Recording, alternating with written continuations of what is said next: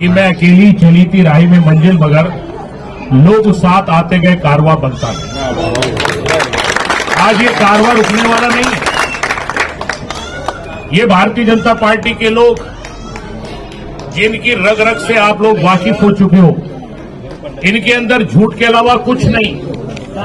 आज किसान हो, नौजवान हो, व्यापारी हो, मजदूर हो, आज पढ़ने वाला हो, बेरोजगार हो, कोई भी आदमी आज इनसे खुश नहीं है। वो जानता है कि ये लोग झूठ बोलने के अलावा कुछ नहीं कर सकते।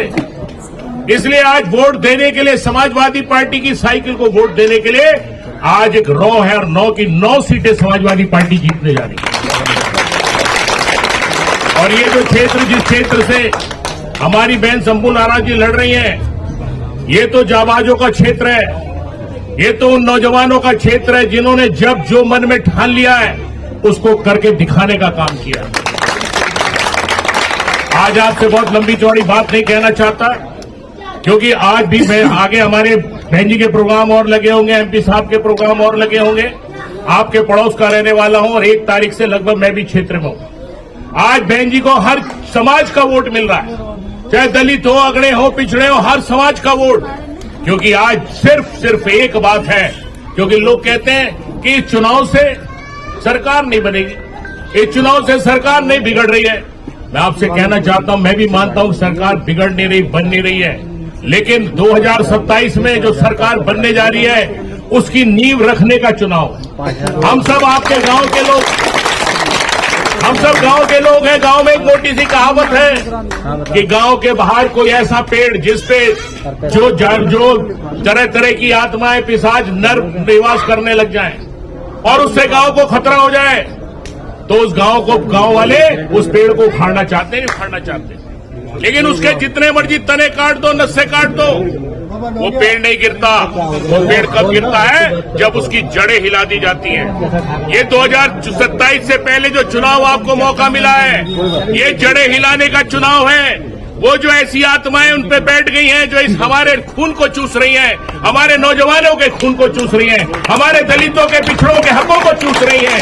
आज हमारा दलित समाज नहीं, आज मुस्लिम समाज पर कितनी जातियां हो रही हैं, एक एक जाति उठा करके देखोगे तो शायद आंसू निकल आएंगे। बराबर में आप कानपुर में देख लो, हमारे विधायक सोलंकी साहब, क्या जुल्म था उनका।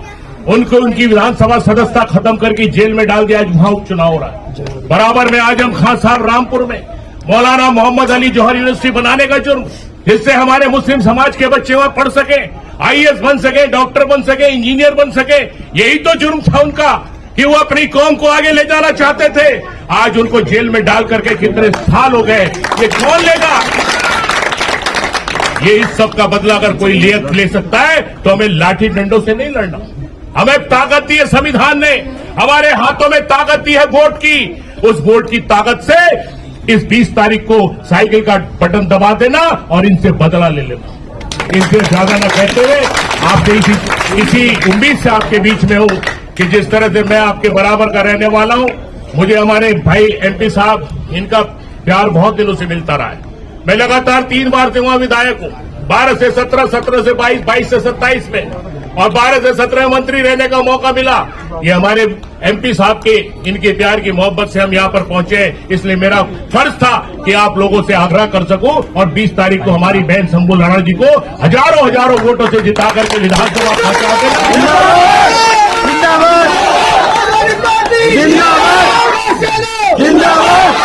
इन्हें वहां विधानसभा पहुंचा देना, जिससे हमारी आवाज में आवाज मिला करके विधानसभा में आपकी आवाज उठाने का काम करेगी, आपकी आवाज को बुलंद करने का काम करेगी। हमारे वो बच्चे, छोटे छोटे बच्चे जिन मदरसों में दीन की तालीम दी जाती है, आधुनिक शिक्षा दी जाती है, अभी आपने देखा इस सरकार ने मदरसों तक को बंद करने का काम कर दिया था, उन्हें आतंकवाद का अड्डा तक बताने का काम कर दिया।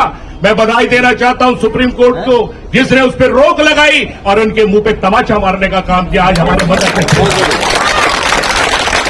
इसलिए इन्हीं सारी बातों को लेते हुए 20 तारीख को डरना मत। हमारी बहन जी ने एक बात कही कि वोट हमारी ताकत है और वोट को डालने से रोकने के लिए बहुत सारे हथकंडे कर सकते हैं, लेकिन जब आप वोट देने जाओगे तो वहां पर आपके सामने मशीन होगी, वहां कोई नहीं होगा, अल्लाह होगा और मशीन होगी। अपने अल्लाह को हारी जात मान करके साइकिल का बटन देखना और साइकिल के बटन का वो सामने वाला नीला बटन दबा देना, उसमें से पी की आवाज आएगी, एक लाइट मशीन में जलेगी और बराबर में वीवीपैट रखा होगा, उसमें साइकिल की पर्ची निकलती हुई चली जाएगी। समझ लेना आपका वोट सही जगह चला गया। इन्हीं शब्दों के साथ एक शेर के माध्यम से अपनी बात को समाप्त करना चाहता हूं कि हालात के सहमे हुए लोगों से कह दो, हालात बदल जाते हैं, ठहरा नहीं करते। जागी हुई कौमों के दिलावर हक छीन लिया करते हैं, मांगा नहीं करते। आप सभी का बहुत बहुत धन्यवाद। जय हिंद, जय भीम, जय भारत, जय समाजवाद। अखिलेश यादव जिंदाबाद, समाजवादी पार्टी जिंदाबाद, शंभू राणा जिंदाबाद।